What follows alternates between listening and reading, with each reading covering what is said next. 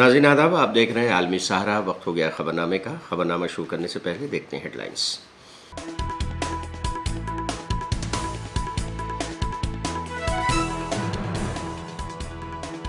राहुल गांधी ने कहा, जम्मू कश्मीर का रियासत का दर्जा दिलाएंगे वापस। रामबन में की इंतखाबी रैली। यूपी के सीएम योगी का काबिल एतराज बयान, अपने सियासी मुखालफिन का आदमखोर जानवर से किया मुआवजा। आरजेडी लीडर तेजस्वी यादव ने कहा है कि बिहार में मुसलसल बढ़ रहे हैं जराइम, सरकार संभाल नहीं पा रही है नज्म-ओ-नस्क।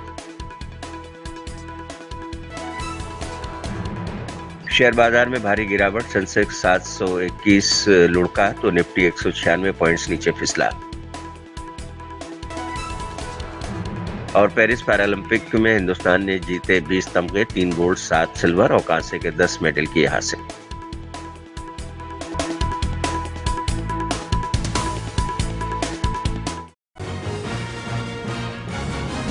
और स्टेट बनने के बाद लोकसभा में अपोजिशन लीडर और कांग्रेस के पार्लिमानी रुकन राहुल गांधी ने कहा है कि उनका पहला कदम जम्मू कश्मीर को रियासत का दर्जा वापस दिलाना होगा। उन्होंने कहा है कि हम चाहते थे कि इलेक्शन से पहले रियासत का दर्जा मिले, लेकिन बीजेपी ने ये नहीं चाहती। राहुल गांधी जम्मू कश्मीर के रामबन में इंतखाबी रैली में बोल रहे थे। उन्होंने कहा कि बीजेपी और आरएसएस के लोग नफरत और तशद्दुद से मुल्क को बांटने का काम कर रहे हैं, हम इसे जोड़ेंगे। राहुल ने कहा कि इंडिया अलायंस इतना दबाव डालेगा कि जम्मू कश्मीर को रियासत का दर्जा देना ही होगा। उन्होंने कहा कि पहली बार मुल्क की एक रियासत को मरकज के मातहत करके लोगों के हकूक छीने गए हैं। राहुल गांधी ने कहा कि एक जम्मू कश्मीर में कांग्रेस पार्टी की इत्तेहाद की सरकार आने वाली है। हमारा पहला काम सभी सरकारी आसामियों को भरना और उम्र की हद को 40 साल करना होगा।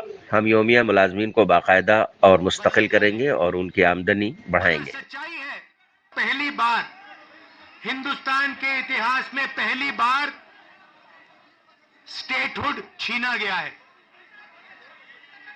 यूनियन टेरिटरी को पहले यूनियन टेरिटरी को स्टेट बनाया गया था। स्टेट को बांटकर 2 स्टेट बनाए गए। तेलंगाना बना, छत्तीसगढ़ बना, उत्तराखंड बना, अरुणाचल को स्टेट बनाया गया। मगर पहली बार हिंदुस्तान के किसी स्टेट को रद्द करके लोगों का जो हक है वो छीना गया। पहली बार हुआ है। ऐसे हिंदुस्तान के इतिहास में, मॉडर्न इंडिया में यह काम पहले कभी नहीं किया गया है। तो सबसे पहले जम्मू कश्मीर को जो स्टेटहुड है वो वापस देना है, क्योंकि आपका सिर्फ स्टेट नहीं छीना गया, आपके अधिकार, आपका धन, सारा का सारा आपसे छीना जा रहा है। 1947 में हमने राजाओं को हटाकर लोकतांत्रिक सरकार बनाई। हमने देश को कॉन्स्टिट्यूशन दिया। आज जम्मू कश्मीर में राजा बैठा हुआ है, उसका नाम एलजी है, मगर वो है राजा। और जो आपका धन है आपसे छीना जा रहा है, बाहर के लोगों को दिया जा रहा है। चाहे वो आपके कॉन्ट्रैक्ट्स हो, सारा का सारा फायदा बाहर के लोगों को मिल रहा है और जम्मू कश्मीर के लोगों से छीना जा रहा है। तो हमारा पहला कदम जम्मू कश्मीर को स्टेटहुड वापस देने का होगा। हम चाहते थे कि चुनाव से पहले आपको स्टेटहुड मिले और स्टेट बनने के बाद चुनाव हो। बीजेपी ये नहीं चाहती है और उन्होंने कहा है कि पहले चुनाव होगा और उसके बाद स्टेटहुड की बात होगी। और हम कह रहे हैं कुछ भी होगा, जम्मू कश्मीर के लोगों को स्टेटहुड हम दिलवाएंगे। बीजेपी चाहे ना चाहे, इंडिया गठबंधन इतना दबाव डालेगी कि जम्मू कश्मीर के लोगों को स्टेटहुड देना ही होगा। एक बात मानकर चलो, यहां पर कांग्रेस पार्टी की अलायंस की सरकार आ रही है। ये निश्चित है, ये होने जा रहा है। और हमारा पहला काम, हमने नेशनल मैनिफेस्टो में कहा और मैं यहां भी कह रहा हूं, जो भी सरकारी वैकेंसीज हैं उनको हम भरेंगे और एज को हम 40 साल तक एक्सटेंड कर देंगे। जो डेली वेज का काम करते हैं उनको हम रेगुलराइज करेंगे, परमानेंट करेंगे और उनकी जो आमदनी है उसको हम बढ़ाएंगे। मगर हमारा लक्ष्य होगा कि हम सबको लेकर एक साथ मिलकर जम्मू कश्मीर की सरकार चलाएं, सबकी रिस्पेक्ट हो, सबको एक साथ लेकर हम चले। और जैसे मैंने देश में वहां बाकी देश में कहा, भारत जोड़ो यात्रा में हर स्टेट में कहा, नफरत को मिटाना है। जहां भी ये नफरत की दुकान खोलेंगे, जहां भी ये नफरत फैलाएंगे, वहां हम मोहब्बत की दुकान खोलेंगे। बिहार के साबिक वजीर आला और आरजेडी के लीडर तेजस्वी यादव ने कहा है कि बिहार सरकार नज्म नस्क को संभाल नहीं पा रही है। रियासत में लगातार जराइम बढ़ रहा है, लेकिन सरकार कोई नोटिस नहीं लेती। मुतासरा खानदानों से कोई नहीं मिलता। हमने कई मामलों में अफसरों से बात भी की है, लेकिन कोई कार्रवाई नहीं होती। हम शुरू से कह रहे हैं कि यह कानून यानी कि नज्म नस्क को पूरी तरह से कंट्रोल नहीं कर पा रहे हैं। कहाँ घटना हुई है, बिहार में लगातार अपराध बढ़ रहा है और इसमें सरकार जो है कहीं कोई संज्ञान नहीं लेती, कोई पूछने वाला भी नहीं है। जो पीड़ित परिवार के लोग हैं कोई जाता भी नहीं है। तो हम तो लगातार इन बातों को उठाते हैं। कई घटना स्थलों पर हम खुद स्वयं गए हैं, अधिकारियों से भी बात किया है, लेकिन कोई कार्रवाई नहीं हो पाती। तो हम तो शुरू दिन से कहते रहे कि इन लोगों से जो है लॉ एंड ऑर्डर जो है वो कंट्रोल नहीं हो पा रहा है। लेकिन कि 2005 से पहले सीएम आवास से आरक्षण दिया जाता था अपराधियों को। बेकार की बात है, कहानी है, क्या है, सबूत क्या है? ये सब खाली इधर का उधर, इधर का। अरे तुम लोग सत्ता में बैठे हो, तुम लोग कोरोना ने आए, क्यों नहीं आप जो है बिहार में अपराधियों को पकड़ने का काम करते हैं? अभी कहाँ बैठे हुए अपराधी? कई ऐसे ऐसे अपराधी हैं कि भाजपा नेता या इनके साथ बैठे हुए लोग हैं। कई बार तो हम लोगों ने फोटो भी सार्वजनिक किया है। ये बालिका गृह वाले कौन थे भाई? सृजन घोटाले वाले कौन लोग थे? किनके साथ बैठ के मौज मस्ती करते थे? क्या होता था? कितने अपराधी जो है सीएम हाउस में बैठे, जिसका तस्वीर हमने जारी किया था। तो ये सब बेकार की बातें हैं, उनको कुछ बोलने को है क्या? खैर जो भी बात है, लेकिन जो वर्तमान जो स्थिति है भयावह हो चुकी है। कुछ आदमखोर भेड़िया उत्तर प्रदेश के सीएम योगी आदित्यनाथ ने एक बेहद काबिल एतराज बयान दिया है। उन्होंने कहा है कि जिस तरह आजकल कुछ जिलों में भेड़िए अफरा तफरी मचाए हुए हैं, वैसे पिछली सरकार के दौरान चाचा भतीजे ने पूरे उत्तर प्रदेश में लूटमार मचाई थी। अपने सियासी मुखालफिन का मुआवजा आदमखोर भेड़िए से करके सीएम योगी ने सियासी गलियारों में नई बहस छेड़ दी है। ये लोग तो सड़क बनाने में भेदभाव करते थे, ये लोग तो नौजवानों को नौकरी देने में भेदभाव करते थे। कोई कल्पना भी नहीं कर सकता। मैं भी बैठा हुआ था यहां पे, ओम प्रकाश राजभर जी मुझे बता रहे थे कि पहली बार पंचायती राज विभाग में किसी राजभर की नियुक्ति हो रही है। और मुझे लगता है तो देखिए उनकी पीड़ा, एक राजभर नौजवान की नियुक्ति, ये चीजें दिखाती हैं पारदर्शी तरीके से नियुक्ति हो रही है। आखिर वह नौजवान भी तो होगा, वह भी तो प्रदेश का हिस्सा है, क्यों नहीं उसकी नियुक्ति होनी चाहिए थी? मैं देख रहा था नियुक्ति पत्र, जब मैं देख रहा था प्रयागराज का एक नौजवान और एक बेटी, दोनों नियुक्ति पत्र प्राप्त किए, दोनों अनुसूचित जाति से जुड़े हुए थे। इनका भी पहले अधिकार होता था, क्यों नहीं इनको नियुक्ति पत्र मिलती थी? कारण था नियत साफ नहीं थी। चाचा और भतीजे में होड़ लगती थी वसूली को लेकर के, कौन कितना वसूल कर ले। एरिया बटे हुए थे। मैं देख रहा हूं ना इस समय कुछ आदमखोर भेड़िया प्रदेश के अंदर अलग अलग जनपदों में उत्पात मचा रहे हैं, और कमोबेश यही स्थिति 2017 के पहले प्रदेश की थी। ये लोग उस समय कितनी तबाही मचाए हुए थे, किसी से छुपा हुआ नहीं है। और इनके भी एरिया बटे हुए थे वसूली के, कहीं चाचा कहीं भतीजे। महाभारत के सारे रिश्ते थे, सारे रिश्ते। फेल हो जाएगा। महाभारत का दूसरा दृश्य वहां देखने को मिलता था, और वही दृश्य उस समय भी देखने को मिलता था।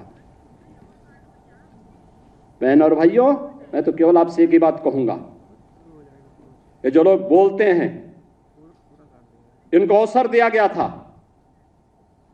जब उन्होंने नहीं किया है और जब इन्हें अवसर मिला है कि वो लूट खसोट किए हैं, तो इनको फिर से ये लोग कुछ भी बोले, कभी विश्वास करने की आवश्यकता नहीं। ये लोग बोलते रहेंगे क्योंकि इनके पास अब बोलने के सिवाय कुछ भी नहीं बचा हुआ है। जनता इनको देख चुकी है, इनका की गुंडागर्दी देख चुकी है, इनकी अराजकता देख चुकी है, इनके द्वारा किए जाने वाले अमर्यादित आचरण को देख चुकी है। हमें सावधान होकर के केवल एक लक्ष्य से होकर के कार्य करना है। की तैयारी। समाजवादी पार्टी के सदर अखिलेश यादव ने कहा है कि हम पहले दिन से ये कहते आ रहे हैं कि आइन खतरे में है, लोगों के हुकूक छीने जा रहे हैं, जात और मजहब को देखकर तबादले किए जा रहे हैं। आज खवातीन के इस्तेसाल में उत्तर प्रदेश पहले मकाम पर है। ये उपचुनाव आपको मैंने सूची देकर के बताया पार्टी कार्यालय से, और चुनाव आयोग को भी इस बात की शिकायत की कि तैयारी ये हो रही है कि वहां पर विशेष जाति धर्म के लोगों को कोई भी पोस्टिंग न दी जाए।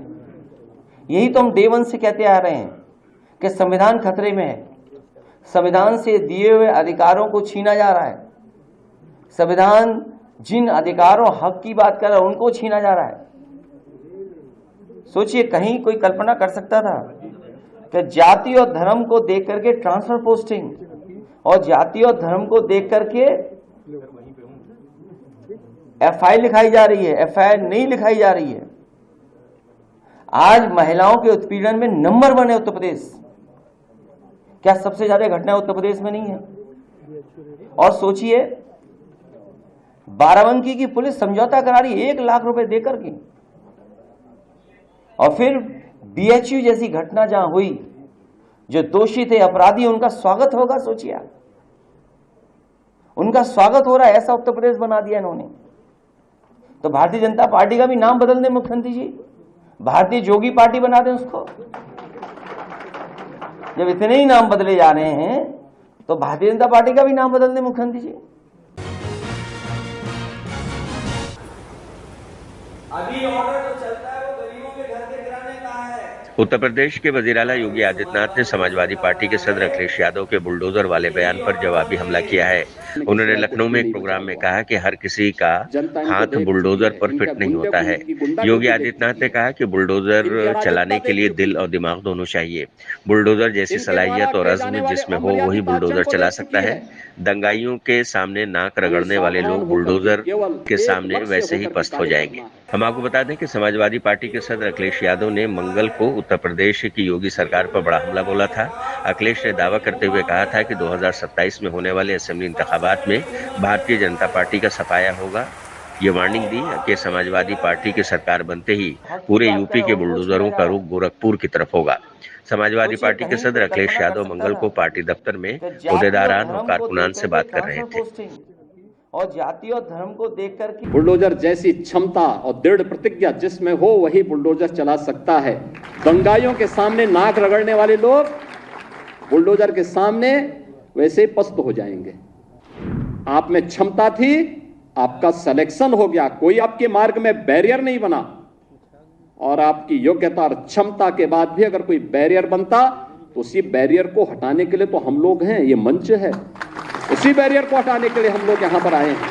और आगे भी हम इस बात के लिए आश्वस्त करते हैं प्रदेश के युवाओं को कि उनकी योग्यता और क्षमता के सामने अगर कोई बैरियर बनेगा, उस बैरियर को हटाएंगे, उस बैरियर को तोड़ेंगे और जो लोग फिर भी बेईमानी और भ्रष्टाचार फैलाएंगे तो उनकी संपत्ति को कुड़क करके गरीबों में वितरित करने का काम भी करेंगे, कोई गुरेज नहीं करेंगे। लेकिन जिन लोगों को अवसर मिला, उन्होंने पहले पहचान का संकट खड़ा किया अपनी अराजक गतिविधियों से, अपने भ्रष्टाचारी गतिविधियों से, और फिर प्रदेश को दंगों की आग में झोंकने का काम भी किया था। प्रदेश के शांतिपूर्ण और सौहार्दपूर्ण माहौल को आपस में ही लड़ाने का काम किया। पहले जाति जाति को लड़ाया, फिर वर्ग, मत और मजहबों को आपस में ही भिड़ाने का काम किया। महीनों महीनों दंगों की आग में झुलसता रहा उत्तर प्रदेश। तो उत्तर प्रदेश जब शांति और सौहार्द नहीं रहेगा, कोई निवेश क्यों करेगा? विकास कैसे हो पाएगा? पहचान का संकट खड़ा होगा, हर तबके का व्यक्ति तबाह होगा।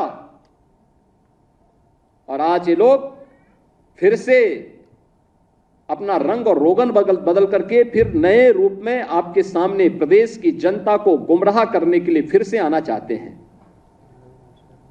बुलडोजर पे हर एक व्यक्ति के हाथ नहीं फिट हो सकते। इसके लिए दिल और दिमाग दोनों चाहिए, दिल और दिमाग दोनों चाहिए। बुलडोजर जैसी क्षमता और दृढ़ प्रतिज्ञा जिसमें हो, वही बुलडोजर चला सकता है।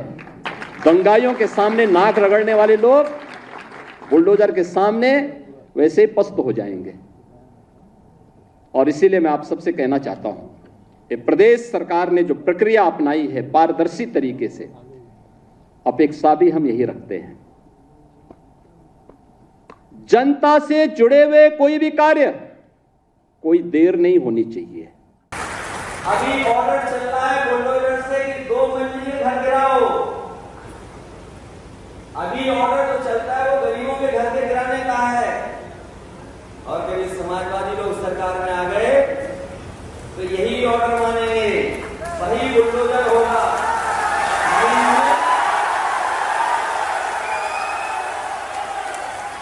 मंजिल 2 वाली नहीं होगी, गरीब की नहीं होगी, 8 मंजिल, 10 मंजिल।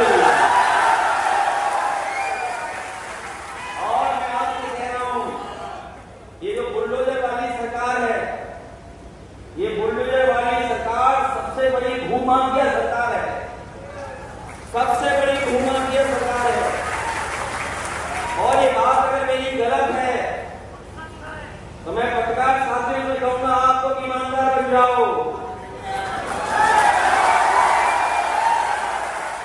आप लोग ईमानदार बन जाओ और जाओ कानपुर में जो बिल्डिंगें आपको दिखाई दें बड़ी बड़ी, उन्हें देख के आना, बताओ इलीगल है कि नहीं है। लखनऊ देख के आओ इलीगल है कि नहीं है। अयोध्या देख करके आओ इलीगल है कि नहीं है। बनारस देख के आओ, जो बड़ी बिल्डिंगें वो इलीगल है कि नहीं है। और फिर बीजेपी के लोग घूम आके, इसलिए मैं कह रहा हूं, आप अयोध्या की रजिस्ट्रियां बता दो, सबसे ज्यादा किसने कराई है? सबसे ज्यादा बीजेपी के लोगों ने रजिस्ट्री की है।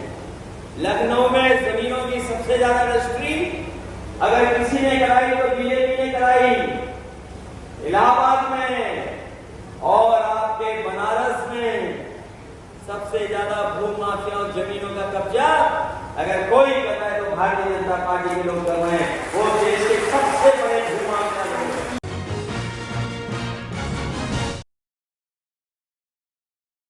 वज़ीर-ए-आज़म नरेंद्र मोदी ने ब्रुनई का दौरा किया। राजधानी दारुल-सलाम में वज़ीर-ए-आज़म नरेंद्र मोदी ने कहा कि भारत और ब्रुनई के बीच गहरे तारीखी और सकाफती रवाबित हैं। अपने सियासी रिश्तों की 40वीं सालगिरह के मौके पर हमने अपने ताल्लुकात को इन्हांस पार्टनरशिप का दर्जा देने का फैसला किया है और साझेदारी को स्ट्रेटेजिक समत देने के लिए सभी पहलुओं पर वसीतर तबादला ख्याल किया है। हम इक़्तिसादी, साइंसी और स्ट्रेटजी के शोबों में बाहमी ताउन को मजबूत करने के लिए पाबंद अहद हैं। इससे पहले दारुसलाम में अपने गर्मजोशी भरे खैर मकदम और मेजबानी के लिए ब्रुनोई के सुल्तान हाजी हसनल बोल्किया और पूरे शाही खानदान के तई इजहार तशक्कुर करते हुए वजीर-ए-आज़म मोदी ने कहा कि आपकी क़यादत में ब्रुनोई ने रवायत और तसलसल के अहम इम्तिजाज के साथ तरक्की की है। वजीर-ए-आज़म नरेंद्र मोदी और ब्रुनोई के सुल्तान हाजी हसनल बोल्किया ने वक्त सतह की बातचीत की।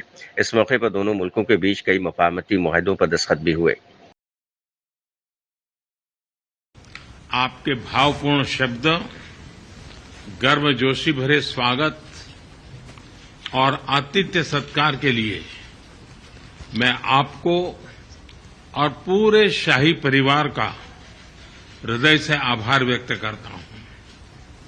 सबसे पहले मैं आपको और ब्रुनेई के लोगों को आजादी की 40वीं वर्षगांठ पर 140 करोड़ भारतवासियों की तरफ से हार्दिक बधाई देता हूं।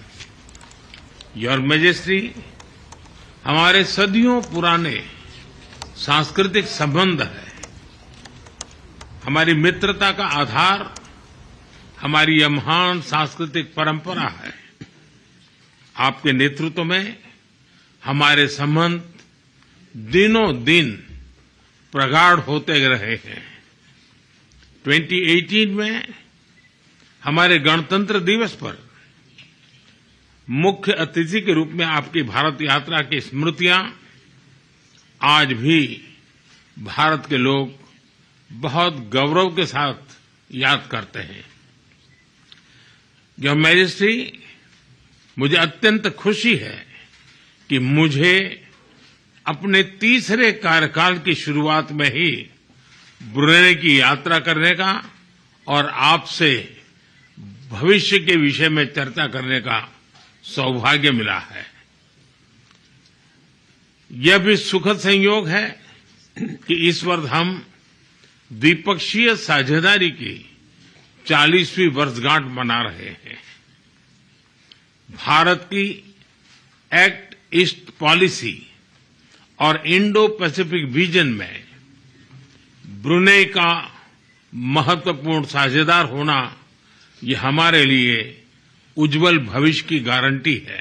गर्मजोशी भरे स्वागत और आतिथ्य सत्कार के लिए हिज मैजेस्टी और पूरे शाही परिवार का मैं हृदय से बहुत बहुत आभार व्यक्त करता हूं। भारतीय प्रधानमंत्री की ब्रुनेई की ये पहली द्विपक्षीय यात्रा है, लेकिन यहां मिले अपनेपन ने मुझे दोनों देशों के सदियों पुराने संबंधों का एहसास हर पल हम अनुभव कर रहे हैं। योर मैजेस्टी, इस साल ब्रुनेई की आजादी की 40वीं वर्षगांठ है। आपके नेतृत्व में ब्रुनेई ने परंपरा और निरंतरता के लिए एक महत्वपूर्ण संगम के साथ प्रगति की है। ब्रुनेई के लिए आपका वावासन 2035 विजन सराहनीय है। 140 करोड़ भारतीयों की ओर से मैं आपको और ब्रुनेई के लोगों को बहुत बहुत शुभकामनाएं देता हूं। पेरिस पैरालंपिक्स में हिंदुस्तान ने अब तक 3 गोल्ड मेडल, 7 सिल्वर और कांसे के 10 तमगे जीते हैं, जो पिछले पैरालंपिक के मुकाबले में ज्यादा है। पिछले पैरालंपिक में हमारे खिलाड़ियों ने 19 मेडल जीते थे, लेकिन इस बार अब तक हमारे खिलाड़ियों ने 20 तमगे हासिल कर लिए हैं। हिंदुस्तानी खिलाड़ियों को अभी 11 मेडलों के लिए और खेलना बाकी है। मरकजी वजीर बराए खेल मनसुख मांडविया ने उम्मीद जाहिर की है कि हमें बेहतर कामयाबी मिलेगी। उन्होंने कहा कि हमारी कारकर्दगी टोक्यो पैरालंपिक से बेहतर रही है। ऑफ कोर्स मुझे बहुत अच्छा लग रहा है सर। मैंने देश को जो पहला ओलंपिक था मेरा, और मैंने अपने देश को मेडल दिया, मुझे बहुत अच्छा लग रहा। ड्रीम डिस्टेंस की बात करें तो कभी ना कभी लाइफ में, मैं ऐसा नहीं बोल रहा कि मैं अभी 1-2 साल में, कभी ना कभी लाइफ में जब मैं अपनी पीक पे होऊंगा, कोशिश करूंगा कि सर 80 मीटर के आसपास मैं थ्रो करना चाहूंगा कि मैं फील करना चाहता हूँ कि 80 मीटर प्लस जब थ्रो लगती है तो कैसा फील होता है। और रही बात सर सेलिब्रेशन की, तो जैसे हरियाणा में ट्रेडिशन है कि जब कोई भी एथलीट मेडल लेके आता है तो एयरपोर्ट पे आते हैं सब, और जिस तरह का कल्चर वहाँ पे है तो काफी एक्साइटेड हूँ सर मैं देखने के लिए। और फैमिली के साथ में थोड़ा ज्यादा टाइम स्पेंड करना चाहूंगा, क्योंकि पिछले कई महीनों से मैं बैठा नहीं उनके पास में, और उनसे बहुत ही कम बात होती है, क्योंकि सारा फोकस गेम पे ही था मेरा पिछले कुछ महीनों से। तो चाहूंगा कि थोड़ा बहुत एक महीने के आसपास थोड़ा फैमिली के साथ में, मतलब जब दोबारा ग्राउंड पे चढ़ने से पहले कोशिश करूंगा कि थोड़ा फैमिली को टाइम दे पाऊँ। बहुत खुशी और गर्व महसूस होता है। देश के लिए खेलना ही अपने आप में एक बहुत बड़ी बात होती है। पैरालंपिक के लिए क्वालिफाई करना और उसके बाद दुनिया के सबसे बेहतर खिलाड़ियों के साथ खेल के देश के लिए सिल्वर जीतना, आई फील एक्सट्रीमली हैप्पी। अगर गोल्ड जीतता तो और बेहतर होता, बट देन हमेशा सिल्वर जीतने का मुझे लगता है यही है कि आपको दुख भी रहता है, but at the same time जब सोचते हैं कि देश के लिए सिल्वर जीते हैं तो बहुत ही खुशी की बात है। तो नाज़रीन, आज के खबरनामे में बस इतना ही। दीजिए इजाज़त, लेकिन आप देखते रहिए 24 घंटे का उर्दू न्यूज़ चैनल आलमी सहारा। प्रणाम।